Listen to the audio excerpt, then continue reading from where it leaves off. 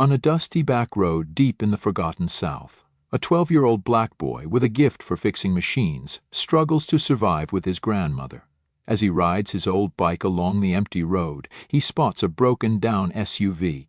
Without hesitation, he steps in to help the man fix his car and rides off.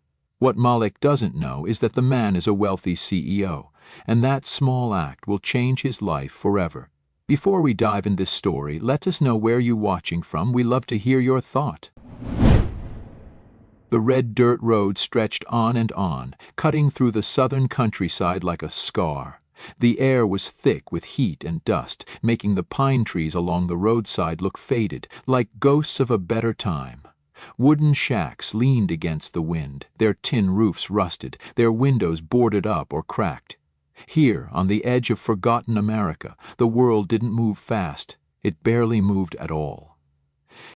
People around here kept to themselves. The few that passed by in beat-up trucks or old sedans gave quick, cautious looks to anything that didn't belong. And some things, some people, never really belonged, no matter how long they lived here. The black folks, like always, got the worst of it. Eyes followed them at the gas station, whispers trailed them at the grocery store. Out here, the lines were drawn, invisible maybe, but clear as day if you knew where to look. Down by the roadside, crouched beside a pile of rusted metal and broken appliances, was a boy the world barely noticed. His name was Malik. He was 12 years old, though most would guess younger on account of his small, skinny frame. His skin was dark, smooth but hardened by the southern sun. His black hair curled tight to his head, and his big brown eyes held a sharpness most grown men didn't have. He wore a faded gray t-shirt 2 sizes too big, and ripped jeans patched at the knees. His sneakers were mismatched, one blue, one brown, both barely holding together with frayed laces. Malik wasn't like the other kids from town. He didn't have video games or brand new bikes. What he had was an old canvas bag full of tools, a sharp mind, and a stubborn dream. He lived with his grandmother in a sagging wooden house at the end of a dirt path, where the floorboards creaked louder than the television and the roof leaked when it rained.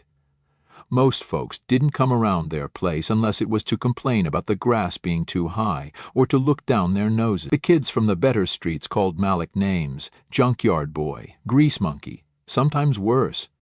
But Malik didn't care. Let them talk. Machines didn't care about the color of your skin. Machines didn't lie. They didn't cross the street when you walked by. They didn't look through you like you weren't there. Machines broke down, but they could be fixed. And fixing things? That was what Malik did best. As he sorted through the pile of discarded metal, his hands worked fast and steady, pulling apart wires and gears, his fingers stained with oil and determination. In his mind, he wasn't standing on the side of a forgotten country road. He was building his future, one scrap at a time. He dreamed of opening his own repair shop one day, a real one, with clean floors, shining tools, and his name up front in bold letters: Malik's Auto and Machine Repair. Not charity, not pity, just skill, pure and simple. But dreams were easy. Life out here wasn't, and Malik had no idea that just around the bend, fate was about to come rolling his way. Inside a sleek, expensive SUV with a flat tire and a driver who thought he already knew everything about boys like Malik. The buzz of cicadas filled the heavy air as Malik pedaled his old bike along the dusty road, the dry red dirt crunching under the tires with every bump. The sun pressed down from above, turning the world into a faded postcard of heat and silence. He was heading home, bag of scrap metal strapped to the handlebars, when something up ahead made him slow down. At first, it was just a glint, a flash of chrome where it didn't belong. As he got closer, his eyes narrowed. Parked awkwardly along the side of the road was a sleek black SUV, the kind of car that didn't belong anywhere near this part of town. The sunlight gleamed off its polished hood, the tinted windows reflecting nothing but trees and sky. Malik's eyes dropped lower, spotting the problem immediately.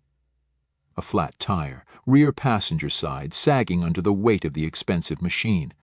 For a second, he almost kept riding. Fancy car, city folks, not his business, but curiosity tugged at him stronger than caution. And then he saw the man. Tall, broad-shouldered, dressed in a crisp gray suit that looked painfully out of place on this back road, the man stood near the front of the SUV, phone in hand, pacing in short, frustrated steps. His face was sharp, strong jaw, lines of stress carved into his skin like they'd been there a long time. His neatly combed brown hair glistened with sweat, though he was trying hard to keep that polished, controlled look city men always seem to have. Malik slowed his bike to a stop, propping one foot on the ground, watching quietly. The man lifted his phone higher, frustration darkening his features. "Damn thing, no signal," he muttered, tapping the screen like that would magically summon a cell tower from the pines. His voice was tight, educated, with that sharp northern edge Malik had heard before. The kind that made folks from down here feel small without them even saying much. Malik cleared his throat lightly and stepped closer, still holding the handlebars. "Flat tire?" he offered simply, eyes flicking to the SUV and back to the man. The man turned, startled for half a second, before his expression hardened into something colder, measured, guarded. His eyes swept Malik head to toe. The old beat-up bike, the bag of junk strapped across the handlebars, the faded, torn clothes, the dark skin. Malik knew that look. He'd seen it his whole life. It wasn't fear, exactly. It was dismissal, suspicion dressed up in expensive cologne and a Rolex. "I can see that," the man replied, voice clipped, eyes narrowing. He took a step toward the SUV, angling his body between Malik and the car, subtle but clear. "Stay back." Malik shrugged, not moving. "Ain't no cell service out here," he added, glancing around at the endless stretch of trees. "You'll be waiting a long while for a tow truck." The man exhaled sharply, eyes flicking to his phone again, as if hoping it might prove Malik wrong. It didn't. The little no-service icon stared back at him, indifferent. For a moment neither spoke. The road was quiet except for the cicadas and the distant creak of a porch swing somewhere in the trees. Malik's gaze drifted back to the flat tire, calculating. It was a clean puncture, small but enough to leave him stranded. Expensive car, nice rims, but the man clearly didn't know a lug wrench from a crowbar. "I can fix it," Malik offered finally, voice calm, steady. The man's eyes snapped back to him, skeptical, his lips pressed into a thin line as he studied the boy again. "I don't think so," he said coolly, the unspoken words hanging thick in the air. "You? Fix my car? Out here? Not likely." Malik felt his jaw tighten. He wasn't surprised, but the sting still landed. His fingers flexed on the handlebars, grease-stained and rough from years of tinkering with junk. People always looked at him that way, like he didn't belong, like he wasn't capable. "Suit yourself," Malik replied, voice dry as the dirt beneath them. He pushed his bike forward, slowly rolling past the SUV. But as he passed, he let his eyes linger on the tire, then the sleek, unfamiliar logos on the car's grill. It wasn't just expensive, it was top of the line.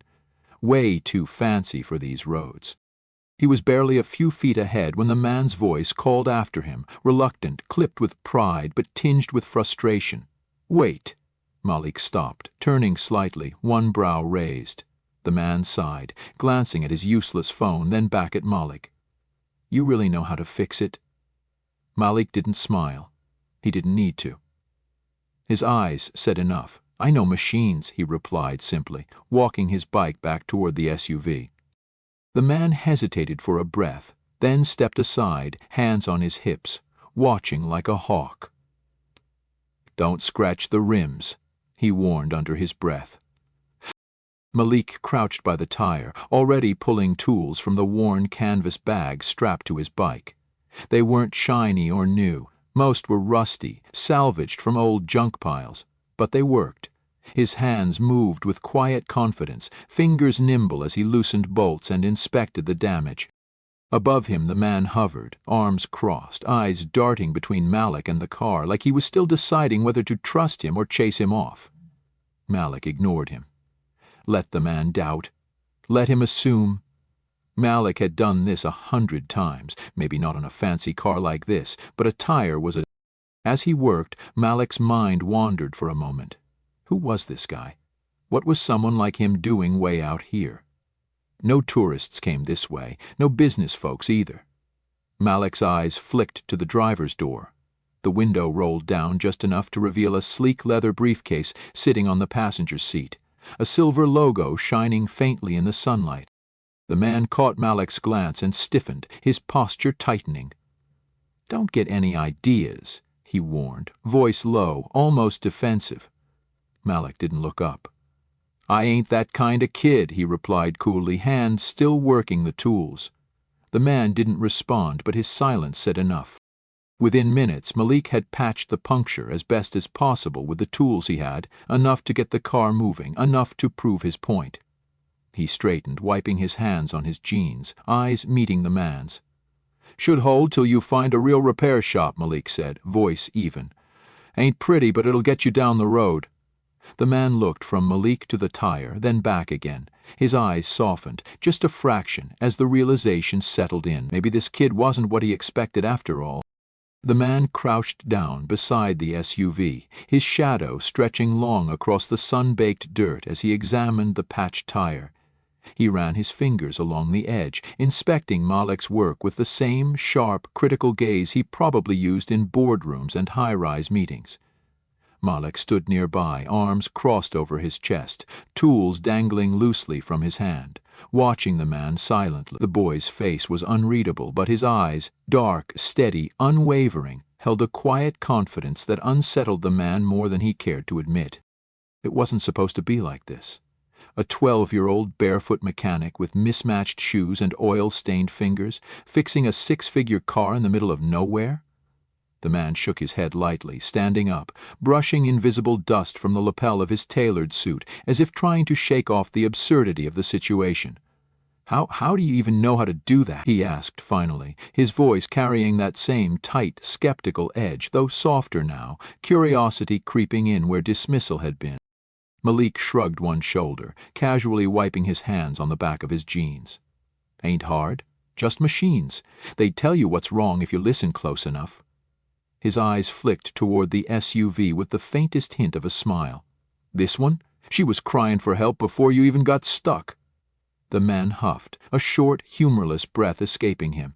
He glanced down the long stretch of empty road, then back at Malik. "You live around here?" "About 2 miles that way." Malik nodded toward the winding dirt path that disappeared into the trees. "With my grandma?" The man's eyes narrowed slightly, reading between the lines. No father mentioned, no mother, just a kid and an elderly woman out in a forgotten pocket of the South where the street signs were faded and opportunity dried up faster than the summer rain. He shoved his hands into the pockets of his slacks, rocking back on his heels. "You fix a lot of cars?" he asked, still watching Malik with that calculating look. "Whatever breaks," Malik replied simply. He bent down, tossing his tools back into the worn canvas bag with practiced efficiency. "Bikes, lawn-mowers, washers, ain't picky." The man hesitated for a moment, then tilted his head slightly, curiosity pushing past the last of his doubt. "What are you, 12, 13? Malik straightened, the corner of his mouth twitching like he'd heard that question too many times. 12. But I know more about engines than most folks twice my age. The confidence in his voice wasn't arrogance. It was matter of fact, the hard-earned certainty of someone who didn't have the luxury of doubt. The man studied him for a long second, seeing not just a scrappy kid with grease under his nails, but sharp eyes, steady hands, and something else, grit. Malik noticed the lingering look, the unspoken questions swirling behind the man's cool exterior. He'd seen it before. People from town, mostly white folks in shiny cars, would drive past, eyes full of assumptions, locked doors clicking into place when they spotted him near the gas station or walking his bike home at dusk. This man? Same eyes. Same doubt. But now, maybe, just maybe, a crack forming in that polished wall. "You from the city?" Malik asked suddenly, breaking the silence. His gaze dropped briefly to the sleek briefcase visible through the open window, then back to the man's face. The man's lips pressed into a thin line for half a heartbeat, then relaxed. Yeah? Atlanta. Malik whistled low under his breath, eyebrows raised. That far? What you doing out here? Business, the man replied smoothly, but Malik caught the hesitation. The vague answer didn't fool him. Grown-ups always thought kids weren't paying attention. But Malik wasn't like most kids. He'd learned to read people the same way he read broken engines. Quiet observation, patience, knowing where the cracks were hiding. Not much business round here, Malik remarked, adjusting the strap on his bag. Just woods, old folks, and broke-down cars. His voice carried a dry humor, but underneath it was a truth they both recognized. The man's eyes softened, the faintest flicker of amusement breaking through his guarded expression. He exhaled slowly, the tension in his shoulders easing just a fraction. You always this blunt? Malik grinned, small but genuine. Ain't got time to waste sugarcoatin'. A gust of hot wind kicked up dust along the road, the trees whispering softly as the moment stretched between them. For the first time, the man looked at Malik not as a problem to avoid, but as something unexpected, maybe even impressive. You ever think about doing this for real? The man asked suddenly, nodding toward the tools, the patched tire. Malik's face shifted, not surprise, not confusion, but something deeper, the quiet flicker of a dream that had been hidden so long it barely dared to show itself. His eyes dropped for a second, his voice quieter now, rough around the edges. Yeah, I think about it. He toed the dirt with the front of his shoe. Want my own shop someday. Not just fixin' junk in the yard. Real place, big sign, tools all lined up, clean floors. People comin' 'cause they trust me, not 'cause they feel sorry for me. The words hung in the air, raw and unfiltered, and for once the man didn't interrupt. He let them settle, hearing not just the dream, but the weight behind it. The poverty, the judgment, the hard truth of a world that didn't hand out chances to boys like Malik. That's a good dream, the man said finally, his voice lower, almost thoughtful. Malik met his gaze again, steady, unflinching. It's more than a dream, he said softly. It's the only way out. The man didn't reply right away. He just stood there, the heat shimmering off the hood of the SUV, his mind turning in ways Malik couldn't see. But the boy didn't press. He'd learned a long time ago, let people think what they want. His work spoke louder than his skin ever could. The sound of tires crunching faintly in the distance broke the moment. The world slowly creeping back in. Malik slung his bag over his shoulder, adjusting his grip on the handlebars of his bike. You good now? He said plainly, nodding toward the SUV. Tire'll hold, least till you hit town. The man's mouth opened, then closed. For the first time, his cool confidence faltered, replaced by something quieter. Respect, maybe. Or curiosity. Malik turned, ready to pedal off. But he could feel the man's eyes still on him, the gears turning behind that sharp city-slicker face, and though the boy didn't know it yet, that look, more than the patched tire, more than the tools, was about to change everything. Malik was just about to push off on his bike when the man's voice stopped him again, this time softer, carrying something unexpected beneath the sharp city edge. A pause, a consideration. Hold up, kid.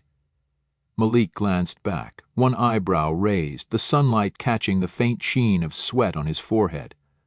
The man had straightened his tie, adjusted his cuffs, but the crispness of his suit couldn't hide the shift in his expression. It wasn't just polite now.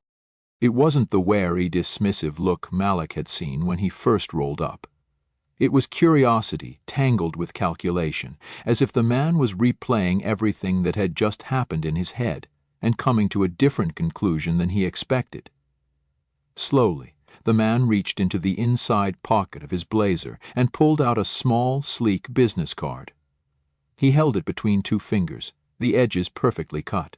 The clean white surface catching the afternoon sun like glass. On the front, bold black letters stamped a name Malik didn't recognize but would remember for the rest of his life. The man took a step forward, extending the card toward Malik. Take it, he said simply. Malik hesitated, the muscles in his shoulders stiff, unsure if this was some kind of joke or test. Business cards weren't for kids like him. Business cards belonged to folks with offices, clean shoes, bank accounts that didn't bounce. Slowly, cautiously, he reached out and plucked the card from the man's fingers. It was heavier than he expected, the material thick and smooth beneath his calloused thumb. His eyes skimmed over the name printed in sharp professional type. Nathaniel Carter, CEO, Orion Dynamics. Malik blinked, reading it again, the words strange and distant like they belonged to another world entirely. The man asked. Nathaniel watched him closely, reading every flicker of confusion, skepticism, and guarded hope crossing the boy's face. He didn't rush. He let Malik process it, let the silence stretch just enough before he spoke again. "I wasn't supposed to be out here," Nathaniel admitted, glancing down the empty road, the faintest smile touching the corner of his mouth. "Company trip, looking at potential land for a project, but I got turned around, ended up on this lovely stretch of nowhere." His tone was dry, but there was no condescension now, only quiet honesty. Malik kept his eyes on the card, his thumb running along the edge. Orion Dynamics. It sounded fancy, important, definitely expensive. "So you're like some rich car guy?" Malik asked, tilting his head. Nathaniel chuckled under his breath, the sound low and surprisingly genuine. "Tech, actually. Software, renewable energy, robotics." He paused, watching the way Malik's expression shifted at the last word. "And yeah, we sell some expensive cars too." Malik's brows knitted together, curiosity sparking despite himself. The words robotics and energy weren't part of his everyday vocabulary, but they stirred something. The same part of him that loved taking apart broken radios, rewiring old lawnmower engines, figuring out how things ticked. Nathaniel caught that spark in the boy's eyes and nodded faintly, as if confirming his own quiet thought. "You've got talent," he said, his voice level, matter-of-fact. "Real talent. Not a lot of kids your age could have patched that tire the way you did, definitely not with the tools you had." Malik shrugged, uncomfortable with the compliment, but unable to hide the faint swell of pride beneath his chest. "Ain't much else to do round here," he mumbled. "You figure stuff out, or you don't." Nathaniel's eyes softened, his jaw tightening briefly in thought. "Listen, Malik." The man's voice dropped lower, more serious now, the polished corporate cadence giving way to something real. "I know what it's like growing up where nobody expects anything from you. Where folks look at you, your address, your skin, and that's all they see." His eyes flicked briefly to Malik's dark arms, the worn clothes, the old bike. He wasn't dancing around it. Malik respected that. "Got you? You got skill. You got potential. And I got resources." Malik's heart skipped slightly, cautious walls going up as fast as the flicker of hope tried to push through. "What you mean, resources?" Nathaniel gestured to the card still resting in Malik's hand. "That's not just a piece of paper, that's a door. Maybe not today, maybe not tomorrow, but if you ever decide you're ready to walk through it, you call me, you tell me you want to learn more about engineering, about real machines." His lips twitched faintly. "The kind that build futures." Malik's eyes darted between the card and Nathaniel's face, suspicion wrestling with quiet disbelief. It felt too good, too clean, too unlikely. People like Nathaniel Carter didn't show up on dusty backroads handing out hope to kids like him. But here he was, and the card in his hand, solid, real. "Folks don't usually mean what they say out here," Malik said carefully, watching him. Nathaniel didn't flinch. "I'm not most folks." For a long moment neither spoke. The wind rustled through the trees, carrying the scent of pine and dry earth. A bird called somewhere in the distance, breaking the silence. Malik studied the man, weighing every word, every expression, every possibility that this was all just talk. But there was something steady in Nathaniel's eyes, something he couldn't quite explain, but maybe, just maybe, believe. Finally, Malik tucked the card into the back pocket of his jeans, eyes never leaving Nathaniel's. "We'll see," he said simply. Nathaniel's smile widened. Not smug, not patronizing, just understanding. "We will," he agreed. Malik turned to his bike again, gripping the handlebars, preparing to head off down the dirt road, the sun low on the horizon. As he pushed off, the card pressed lightly against his hip, a quiet reminder that, for once, maybe the world wasn't completely done noticing him. The days passed slow and heavy, like they always did in that forgotten corner of Georgia. The red dirt road stretched quiet and empty outside Malik's house, the hum of cicadas filling the sticky air. Life went back to what it always was. The peeling walls of the sagging wooden house, the groan of the old floorboards, the creak of Malik's rusted bike as he rode back and forth from junkyards and roadside ditches, hunting for scraps. The business card stayed tucked away in the back pocket of his jeans at first, edges worn soft from his fingers tracing over it when no one was looking. Some nights he'd pull it out, hold it under the faint glow of the porch light, reading the bold letters over and over like they might change if he stared long enough. But reality, hard and familiar, always settled back in. People like Nathaniel Carter didn't come back, not for kids like Malik. That was just how the world worked. So when the sleek black SUV rolled up the dirt road 4 days later, kicking up dust and sunlight, Malik thought for sure he was seeing things. He stood frozen on the front steps, a rusted wrench still in his hand, as the car came to a slow stop at the edge of the patchy yard. The engine purred low, too smooth for this neighborhood, too clean for this place that the world forgot. The driver's side door opened, and there he was. Nathaniel Carter, crisp and composed even in the sweltering heat, his tailored shirt sleeves rolled up, sunglasses in hand, that same calm, unreadable look in his eyes. But it wasn't just him. From the passenger side, a woman in smart business clothes stepped out, carrying a slim folder, her heels sinking slightly into the soft dirt. Malik's heart skipped, confusion twisting tight in his chest as his grandmother stepped onto the porch behind him, wiping her hands on a faded dish towel, her sharp eyes narrowing at the seam. Nathaniel approached slowly, pausing by the broken wooden fence, his gaze scanning the small house, the crumbling porch, the patched-up roof. His eyes softened, but he didn't look away like most folks did. He looked straight at Malik. "Told you I'd be back," Nathaniel said, his voice low, carrying across the space like it belonged there. Malik swallowed hard, his fingers tightening around the wrench. "Didn't figure you meant it," he admitted, wary but unable to keep the hope from flickering in his voice. Nathaniel nodded, his expression serious but not unkind. "Most people don't," he agreed. "But I'm not most people, and you're not most kids." He glanced toward the house, then back to Malik's grandmother, offering a polite nod. "Mind if I come up?" The old woman studied him for a long moment, sharp as barbed wire, the kind of look born from years of watching empty promises float by like dust in the wind. Finally, with a small, cautious gesture, she stepped aside.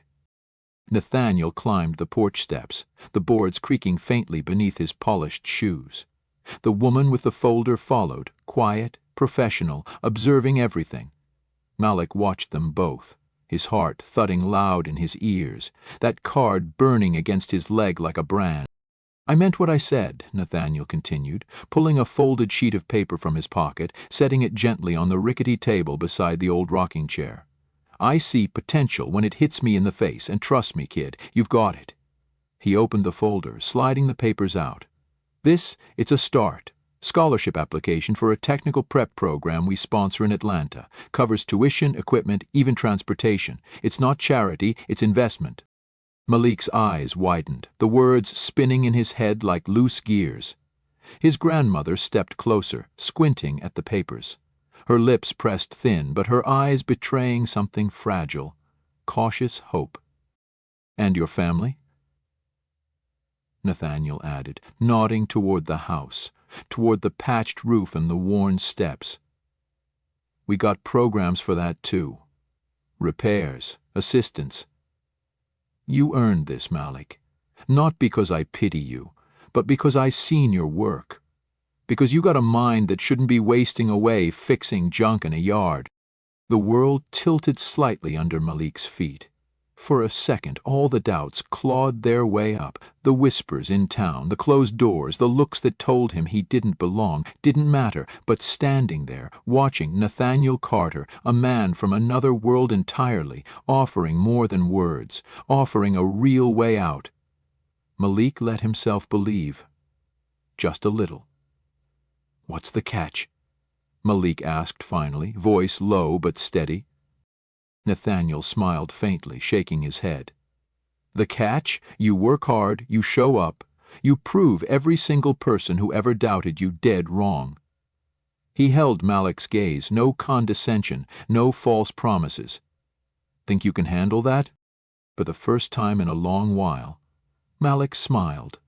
Small, quiet, but real. His grandmother's hand settled gently on his shoulder, her silence saying more than words ever could. Malik nodded once, the edges of the business card still pressed against his leg, the future suddenly closer than it had ever been. The dust stirred around them as the sun dipped lower, casting long shadows across the yard, across the road, across the stretch of forgotten land where, for the first time, Malik dared to believe his dream didn't have to stay buried beneath broken engines and red dirt. Maybe, just maybe, the road ahead led somewhere after all. Join us to share meaningful stories by hitting the like and subscribe buttons. Don't forget to turn on the notification bell to start your day with profound lessons and heartfelt empathy.